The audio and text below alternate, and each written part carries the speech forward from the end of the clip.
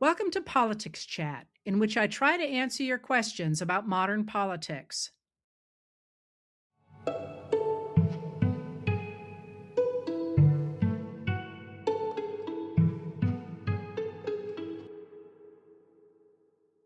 So, welcome everybody. I'm going to go ahead today and start with some of the easy questions before we get into the harder questions. And I want to start with something I've talked about a lot before, and that's what is euphemistically known as the Save America Act. I don't know about you, but I am flooded now on Facebook with right wing material. And that right wing material says, why are the Democrats so upset about this? They're just asking for an ID, and you have to have an ID to buy liquor, and you have to have an ID to get on a plane. Why is this such a problem?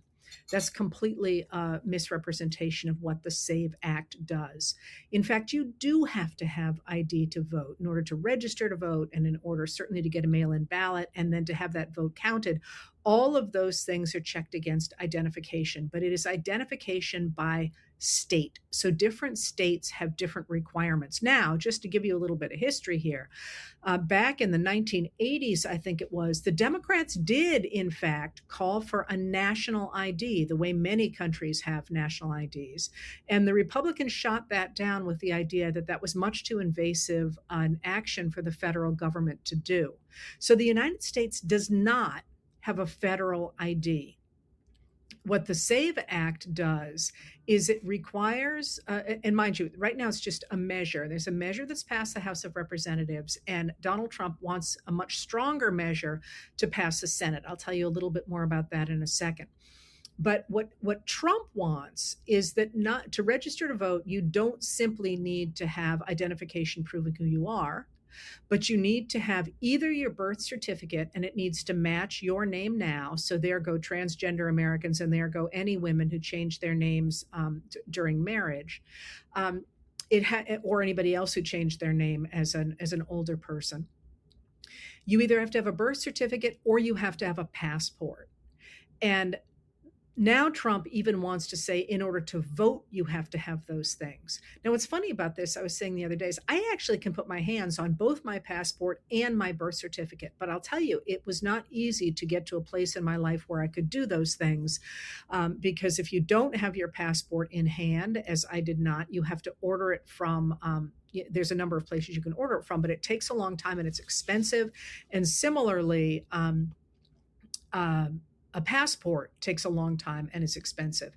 So what Trump is trying to do with the SAVE Act is not to make sure only documented American citizens vote. In fact, the Heritage Institute, itself, which is a right-wing institution, they're the people who were behind Project 2025, admitted that in about in over this extraordinary period of time, I think it was 1.5 billion votes were cast, and only 15 of them appeared to have been cast by people who were undocumented. So the ratio of this happening is incredibly rare. Don't quote me on those particular numbers. I have cited them a number of times in writing, and you can find those numbers at the Brennan Center, which follows the issue of voting safety very, very closely. That's what they do. But what they're really trying to do is to keep down the number of people who vote. And this is interesting because it's sort of a commonplace belief among historians and political scientists and elected officials that the more people who vote, the better it is for Democrats. And while that is true, and I would subscribe to that, it's not clear that getting rid of essentially women voting or people who don't have birth certificates and or passports would actually help the Republicans, because those documents are much harder to obtain in rural areas than they are in urban areas. So Trump somehow believes that this is going to be the answer to his problems in the upcoming election. And one of the things that you're seeing here is that the House passed a watered down version of this. You had to have those documents in order to register to vote, but not actually to vote. Trump wants the Senate to pass something much more strongly. That in fact, the Republicans in the Senate do not have 50 votes. They don't have a majority on that issue. And they certainly don't have the 60 votes they would need to get it through a filibuster. So, what Trump has done is he's putting extraordinary pressure on the Senate Majority Leader. That's the leader of the entire Senate, but it's the Senate Majority Leader comes from the party that has the majority of the seats in the Senate, same as true of the House Speaker, of course. And the Senate Majority Leader, who is John Thune, a Republican of South Dakota. And by the way, every time I write his name in a letter, I say he's from South Carolina. That is muscle memory because I have written so much in my life about South Carolina. I know he's from South Dakota quite well, actually, because I wrote a book about South Dakota as well, but it just doesn't come up as much. He's from South Dakota. He has said he's not going to push this bill through because he doesn't have the votes. And Trump is pushing him to get rid of the filibuster in order to do it. Now, the filibuster is really simple, and people get all tied up in knots about the filibuster. Where does it come from? Why is it there? And so on. And I'm going to tell you about it once again. The filibuster just reflects the fact that the Senate never came up with a rule to make people stop talking. That's it. So if you're trying to get a bill through, you can have people just talk and talk and talk and talk and talk and talk and talk and talk and talk. In the House, that used to be the case, but in the early 1800s, there were so many people in the House, they felt like they were never going to get down to business. So they got rid of the ability to talk and talk and talk and talk. You actually can stop debate in the House pretty easily. So they never got to the problem that the Senate has, which is the filibuster. All the filibuster is somebody who doesn't like a bill says, I'm not going to stop talking. I'm not going to let this go to a vote. So the Senate did come up with a way to shut people up. It's called cloture. But in order to get to that point, you have to have 60 members of the Senate say, no, we're done. We want everyone to shut up so we can vote. And that has become basically under former Senate Majority Leader Mitch McConnell, who was desperate to stop President Barack Obama from getting any rules through. That has become this extraordinary weapon in the Senate to stop Democrats essentially from getting any laws they want through, which is, the Republicans used it when they were in the minority. Now, in this case, the Democrats are saying, there's no way we're going to let that through. So one of the things that happened today was that John Thune, Senator John Thune from South Dakota, said, what he's going to do in order to keep Trump and MAGA Republicans happy is he's going to have what they're calling a marathon session where they're going to try and force the Democrats to defend why they don't want the SAVE Act to go through. And it's honestly, it's kind of stupid. This is a messaging thing that, as I say, when you hear, well, the Democrats don't want identification, then it sounds terrible, right? But that's crap. There is already identification on board for registering to vote and for voting, but it's done by the states. And again, that can often be a form of repression as well. I've told you about one state that said you could use your hunting and fishing license, but not your student ID in order to vote or to register to vote. And so what they're really trying to do here is to make sure that women who tend to vote Democratic and that people who can't line up their birth certificates with their names, that's women, or people who don't have passports won't be able to vote, with the expectation that if you get rid of that and that if you get rid of mail-in voting, that you will get rid of Democratic voters. Now, again, lots of work being done on that. In the past, mail-in voting was overwhelmingly Republican. Then in 2020, Trump told all the Republicans not to use it, even though he uses it. And so I don't actually know right now which party that favors. But in a democracy, you should want people to vote. You shouldn't want them not to vote. And if your strategy for winning an election is trying to stop people from voting, you have an issue, right? All right, so that's the SAVE Act. You keep asking me, should you be concerned? 100%. Make sure you and your friends are registered because they're knocking people off registrations right and left. I'm not that concerned that the SAVE Act is going to pass because it would take destroying the filibuster in the Senate, which, by the way, would be quite easy to do. And I've talked before about how you do that. It's a procedural vote. It's a very easy one, but neither party really wants to give it up, as divided as the country is right now, because it's your only It's your only protection for the Republicans. It's the only way they can stop Democrats from doing things like putting through common sense gun safety legislation. For the Democrats, it's the only thing that they've got that'll enable them to do things like making sure people don't lose the right to vote. So you're worried a lot about the SAVE Act. I'm not sure you definitely need to worry about registration and making sure other people are registered and so on. Probably not time to lose sleep over the SAVE Act, but keep speaking up about it and saying how much you don't want it. All right. So that was a pretty easy one. Now I'm gonna go now into the war in Iran and the United States war in Iran. And I've talked a lot about the war powers and the fact they belong in Congress. I think I did a whole thing on that on Tuesday. So I won't go into it in great detail now because I want to go into some other aspects of that. And the first thing I want to call your attention to, and before I get into the economics of it or anything, is have you noticed how many leaks are coming out of the White House and out of the military? That's important.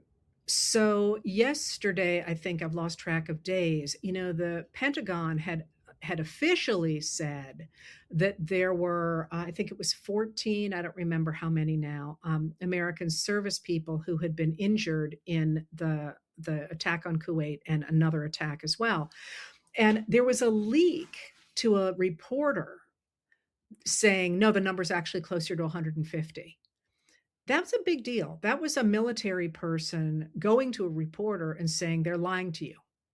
And that's a sign that there is real disquiet about what's happening in this particular war. And then the Pentagon had to come out and say, oh, the number is actually 140 and they were hurt worse than we thought and so on.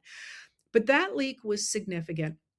And here's another one that you may not have noticed. And by the way, it's always worth watching leaks, not necessarily because of what the leaks say. So there's a bunch of leaks that come out of governments. The Trump administration has been really big on what we call trial balloons. That is, they will go to a source will go to a number of outlets, and some of the outlets I watch are Axios, Politico, The Hill. Those are all places where they will go to reporters and try out an idea so that it gets out in the media and they can kind of have a sense of whether it's going to fly or not. And you could see that really dramatically over the summer, I think it was, when Barack Ravid of Axios got the early draft of what was supposed to be the United States' final offer to Ukraine to end the war. And it was just basically it was a Russian I can't say that Russian wish list, and it it was a lead balloon when that one went up. But so if you see those stories that kind of seem like here's they're throwing something out there, and the thing to watch then is the reaction to it. The story, yes, because they're thinking about it, but do people say, oh, this is great, or do people say, over my dead body? Because you get those kind of sort of trial balloons, and that's where I look for those. But then there are also leaks, and often what's in the leaks is less important than it's often important too, but it's often less important than the fact things are leaking. So if you think about the Biden administration, and I could go back in history too, but you probably remember the Biden administration both best. Uh, the Biden administration almost never leaked. They almost never leaked. And what that said to me, now the exception to that was they leaked over Gaza. There were private conversations over Gaza. But generally, if an administration doesn't leak, that means people feel like they're getting heard and they feel like they're generally on board with what's going on. This administration leaks like a sieve, first of all. And second of all, you've started to see a lot of leaks out of it. So the interesting ones, as I say, are coming out of the Defense Department or coming out of the military. And it's interesting because the people who are getting those stories are people from the legacy press. And I've said this before, the reporters who cover the Defense Department and under the Biden administration, the State Department were terrific. They were just terrific. And it used to just set my hair on fire that it appeared virtually nobody was reading what they were doing or watching the press conferences that the Biden administration had all the time, because the defense people, the reporters, were literally like, well, I read the 158-page report you had on your purchases from so and so and so and so, and it appears that you have switched 47,000 of those dollars from one company to another. And does that reflect the fact that, and you're sitting there thinking, how did you ever figure this out? But they were really, really, really good. Now, as you remember, Hegseth threw out all those really qualified defense reporters because he didn't like the stories that were coming out of the Pentagon, and replaced them with his own handpicked podcasters and stuff who were basically yes men. And there was a real outcry at the time about the destruction there of the ability of the American people to know what was happening in the Defense Department. And in fact, while that is certainly true that they are not able to confront elected officials or appointed officials directly, spokespeople directly, they're getting really good stories. They clearly still have contacts that are talking to them from within the Defense Department, even though they are no longer in the press room. So that's worth looking at. And the other big leak that happened that I noticed yesterday was in the Wall Street Journal. I can't remember who wrote it, but it was a leak in which advisors in the White House, sources in the White House, told the reporter that they were telling Trump that they were really nervous about this war, and they thought he needed to get out of it, but he wasn't listening to them, or they didn't dare to talk to him about it. Now that was really interesting, because that's what we will officially called a CYA move, a cover your what move. That is, they're really worried about the direction this war is going, and they want somehow to have started out there saying, wasn't me, wasn't me, wasn't me. And so watch for those leaks. Again, not necessarily that you should believe what the it wasn't me thing said, because the leaks are always going to be self-serving, right? Remember when Kristi Noem leaked through a friend that everything she had done was because of Stephen Miller and Donald Trump? You don't have to take them as gospel, but you have to listen for where the leaks are, and what are they leaking about, and what is their motive for leaking.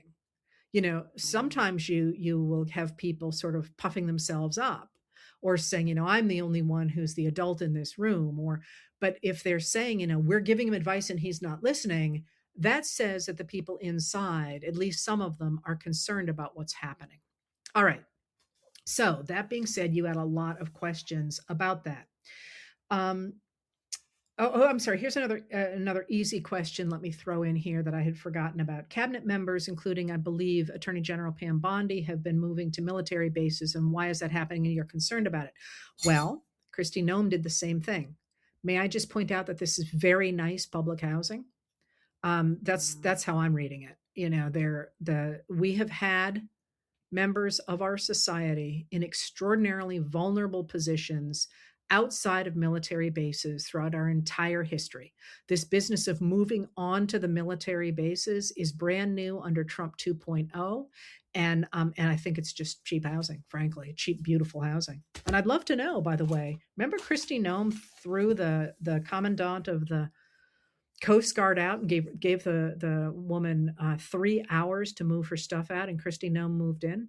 I'd like to know if Kristi Noem's still in there. Maybe somebody can send me that if you know where it is. Anyway, the war itself is deeply, deeply problematic for so many reasons that I'm not going to go into all of them.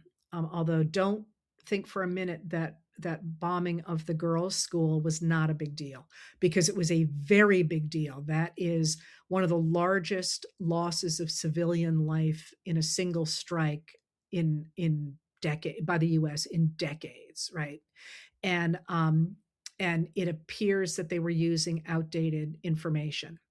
which is deeply problematic and a reflection in part of the fact that in the past, because of the real determination not to cost civilian lives, Biden had set up a group to mitigate the dangers of civilians being caught by U.S. weaponry, and Trump disbanded it. Trump and Hegseth thought it was wussy, so they disbanded it.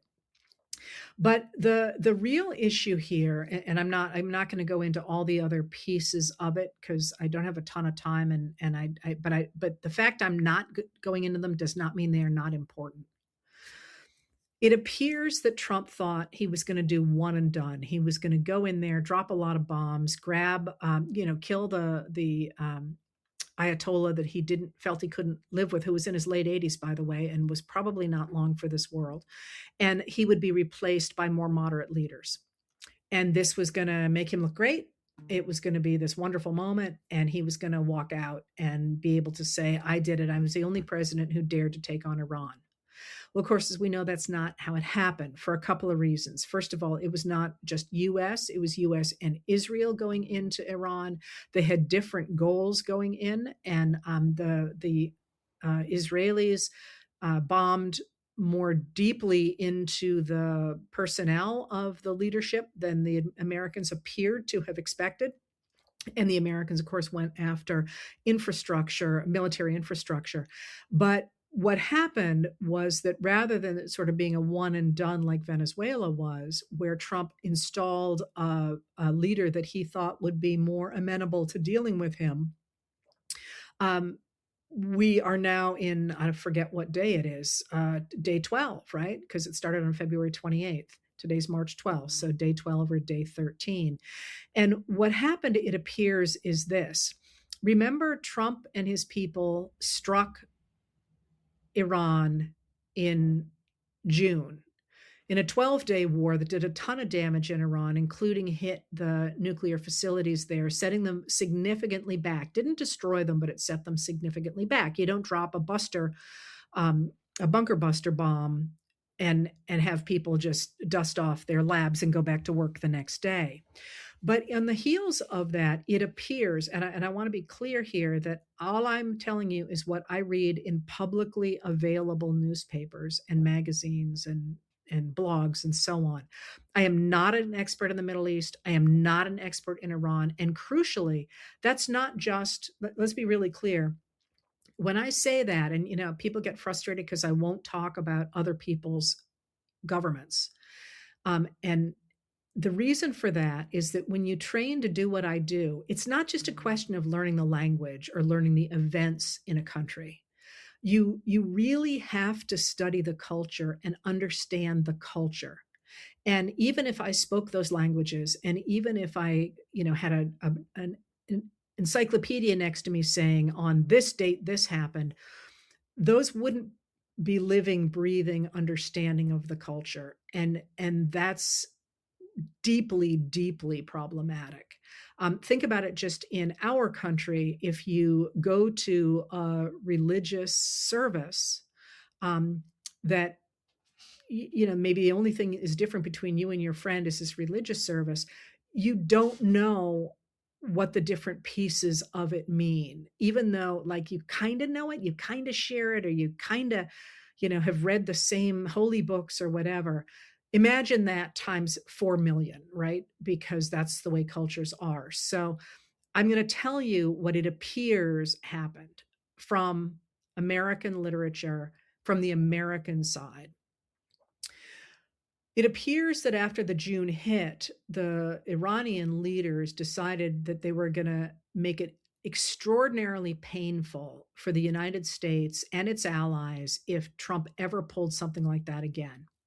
So what they did immediately, and by the way, you sort of could see this coming, like what Iran really, really, really has in its back pocket is the Strait of Hormuz. And the Strait of Hormuz is the opening from the Persian Gulf basically to the rest of the world. And the trick to it, and I'm sure you've seen maps by now, the trick to it is it's only about 24 miles across, which means that when you go through it, you can see land on both sides. It's that close. You can see that's like, it's pretty easy to see about 12 miles over the water. So you can see the land, but the channel itself, because it's quite shallow, the channel itself is only about 2 miles wide. 2 miles is not a lot of space. And these tankers are huge. All right, they're huge. So, what Iran did from the beginning is they said, okay, we're going to close the Strait of Hormuz. And the trick to this is that while they are certainly able to hit that area with drones and with weaponry and put mines, which are very cheap, by the way, inside the channel and very easy to lay, you don't need to have giant boats or anything. Fishing boats can do it at night without lights, just saying. But all they really had to do was to say they were going to do it, because every one of those tankers that goes through there carries insurance, and they're worth a lot of money. So if they can't get insurance to go through that strait, they can't go through it. Or rather, they can, but they're going to lose everything. And just again, you say you don't mind my rabbit holes, so I'm going to go down one here. This is actually how we got insurance, is because when you first started to get ocean going ships, especially from the ocean going coast of Europe, some guy would put, and I'm really simplifying this, but some guy would put everything he owned in a ship, and it would sail out and it would sink and he'd be done, right? What they figured out in a coffee shop in London was that if you sort of just had a piece of 10 ships or 20 ships, and you all insured that ship together, that if one went down, you could all survive, and then another one would return your money by going out and coming back and you making a profit on it. So we got the system of underwriting, literally underwriting, because they put their names underneath each other on the contracts. This is underwriting insurance. And do you know what company that was that did that? Lloyd's of London. That's where Lloyd's of London came from. And Lloyd's is still the underwriter for all insurance around the world. Ultimately, it's not just one company; it's a whole bunch of companies that came together under Lloyd's. Anyway, those ships are really expensive, and if you can't get insurance to go through there, aside from the fear of loss of life and pollution and all that, they're not going to go through. Um, and by the way, Lloyd's also insures our airplanes, and it insures our spaceships. It basically does all the big stuff. So when Lloyd's gets into trouble, everybody else gets into trouble. All right. So they said, we're going to close the Straits of Hormuz, and we're going to hit you when you do. And we're going to hit all of the US bases in all the countries around the area. And we're also going to drive the cost of oil up to $200 a barrel, which is a huge amount of money. And a barrel is about 42 US gallons. Not about, it is 42 US gallons. I can't do the conversion to liters, sorry. So this happened almost instantly.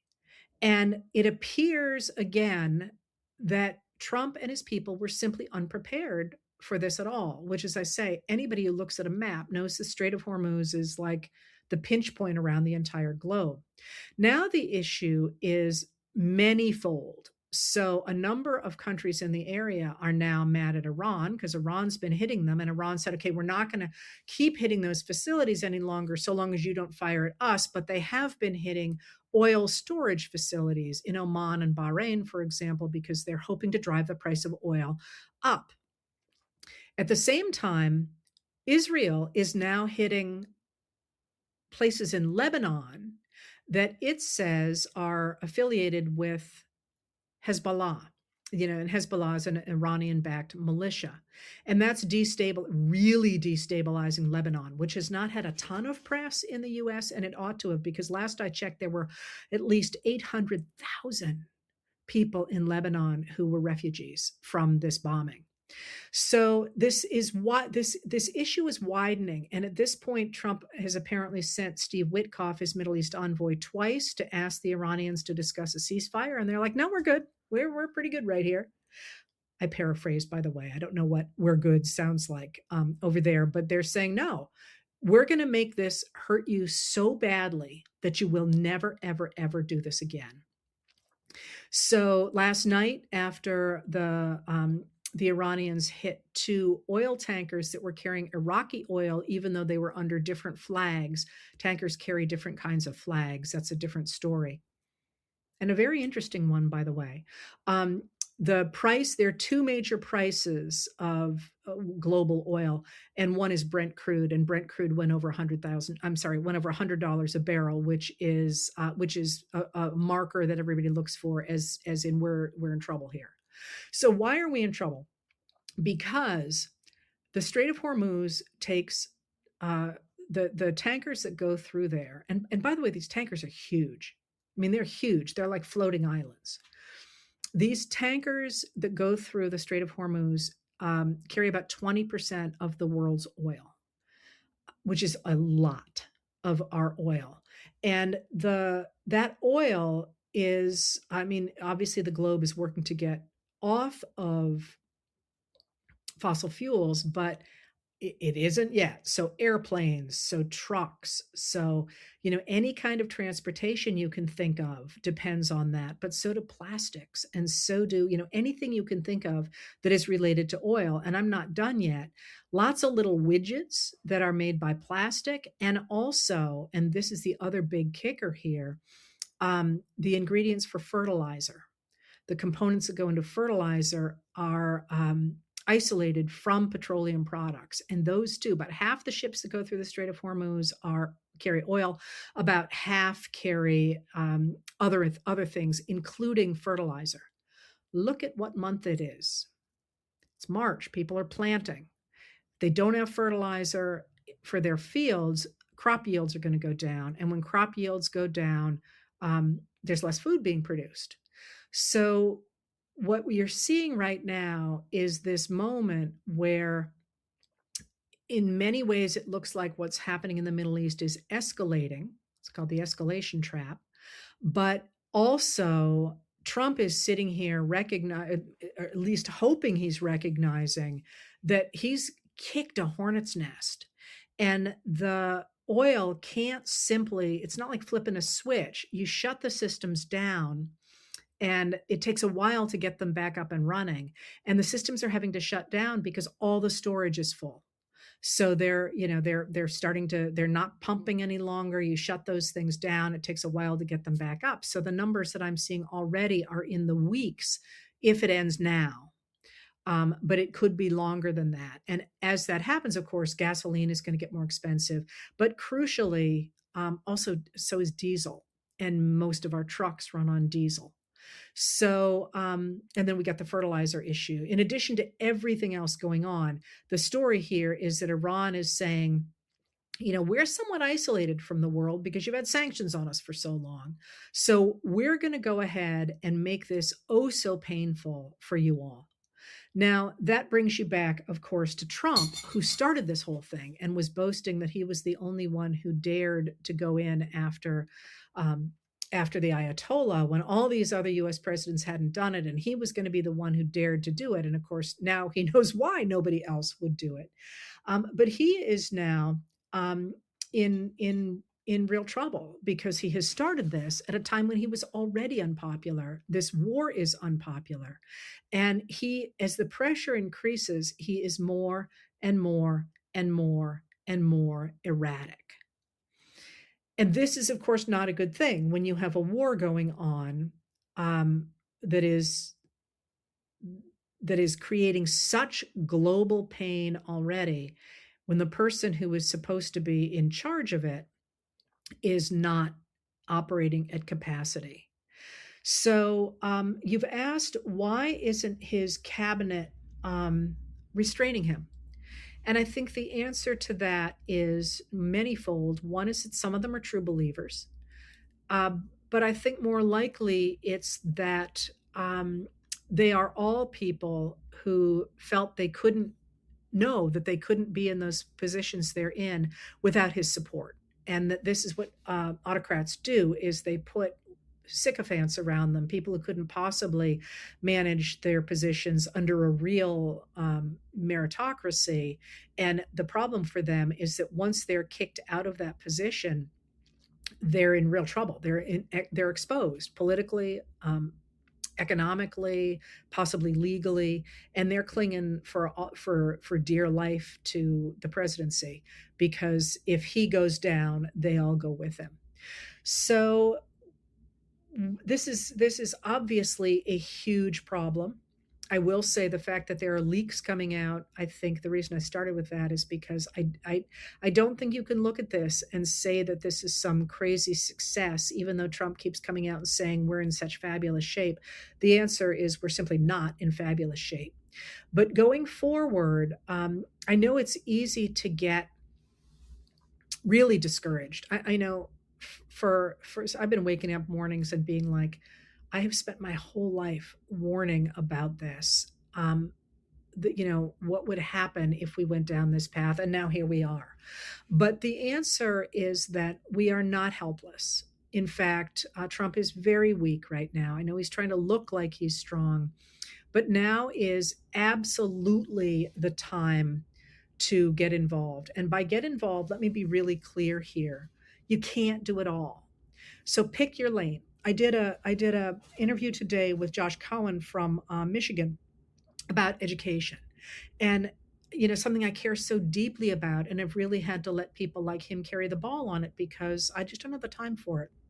And he had all kinds of good ideas about getting involved at the local level in school boards, for example, not just to complain, but to say, here's something we could do to make this school work better. But then also to make sure that you are absolutely exercising power at your state, the level of your state legislature. Because in education, anyway, it's the state legislatures that can do things like approve of the voucher system, which is a complete boondoggle that's essentially transferring wealth to a very small number of people and not educating our children. So find your lane, and then find out, you don't have to start it yourself. Find the other people who are working in that lane, and trust the rest of us to take the lanes that you're not in. That being said, really pushing back against disinformation over the SAVE Act. Like I say, it's not simply about showing ID, and that I, anybody who lies to you to get you to do something, you shouldn't pay any more attention to. And the fact that people who are embracing MAGA continually simply repeat lies bothers me a lot, because again, nobody is opposed to IDs. They're opposed to the idea that the only way you can vote is to have IDs that are expensive and hard to get. Very different thing. So you can push back on the lies, but you also must make your voices heard. Every single elected official I talk to, and I talk to a lot of them, I'm doing all these interviews now, all of them say, we count the calls we get. We listen to the pushback we get. Make sure you are continuing to speak up about these issues, because, we're really at a crossroads now. You need those people to understand that if they're going to get reelected, they need the support of those of us who want to support democracy. Somebody asked, I'm sorry, I'm just seeing it here on my notes, about why Texas's Senator Cornyn has said he would support ending the filibuster to get the SAVE Act through. The answer to that is he is desperate for Trump's endorsement in his Senate challenge to Ken Paxton, who are both running. Ken Paxton is trying to primary him from the right. And Paxton is, the problem with primaries is that they're the most extremist voters on both sides who turn out. And it looks like Paxton is running ahead of Cornyn there. And Cornyn is desperately trying to get Trump's endorsement in that race. So they're still trying to think that having Trump on their side matters. And it's important to remember that when you say that, I think at this point it's not even ideological for someone like Cornyn, and it's not necessarily about the voters. What Trump's got, and got a lot of, is money. And money that, not from he's not going to put his money into this, but money from donors. And those donors and the war chest that Trump and the Republicans have, which is at Trump's disposal, is going to mean the difference between a winning campaign and a failing campaign. And so I think what they're doing right now is just trying to keep that money coming in behind them, because they feel they need to have Trump to do that. But again, in this moment, We look very much like the 1850s, the 1890s, and the 1930s. And in this moment, in those times, the money was there on the side of those people who were trying to destroy democracy, but the American people showed up, and their votes took over. So if you look at all of the special elections that have been held, not all of them, virtually all the ones that have been held since Trump took office, the Democrats are winning by double-digit margins. So they're showing up, and they're making a real difference. So don't utterly despair in this moment. This is the moment when, I talked the other day about keep driving.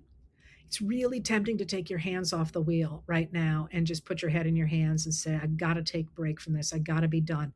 I'm sorry, taking a break is fine. Being done is not. But now is the time not to stop driving, because right now, the fate of a lot of people, including the United States, hangs on what we do in this minute. And never forget how many more of us there are of the MAGAs who are, many of whom are now, many of, not MAGAs, but many of Trump voters from 2024, 20% of young people and of Hispanics have turned against Trump now. And, if that election, if those numbers had held back in 2024, he would not have been elected. So we're not done yet. Keep speaking up, obviously, about the war. Do not forget that ICE is out. They were in Vermont yesterday doing their usual ICE thing. We got to keep up the pressure on that, calling attention to the deportations and the violence of the federal agents. Keep up on these concentration camps and these giant buildings they're trying to construct, which, by the way, are getting stopped by local zoning laws. So find your lane and do what you can in it. And just a shout out to the people who are out there every day in the Visibility Brigade, the card campaign, also the artists and the musicians who are keeping us going.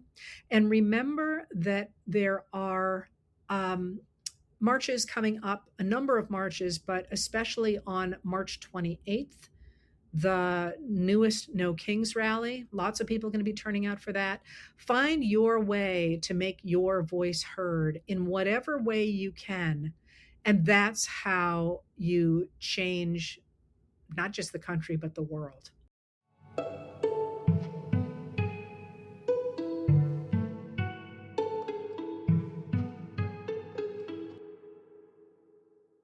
If you'd like to tune in live, I record these chats on Tuesday and Thursday at 6 p.m. Maine time on both my YouTube channel and my Facebook page. If you want to hear more from me, I write Letters from an American every night.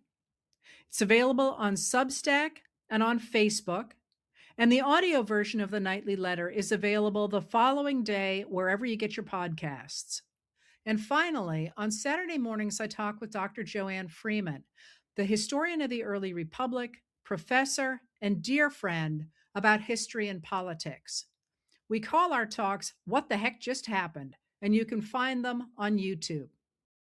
Politics Chat is produced by Lauren Westfall, music by Andrea Von Kampen.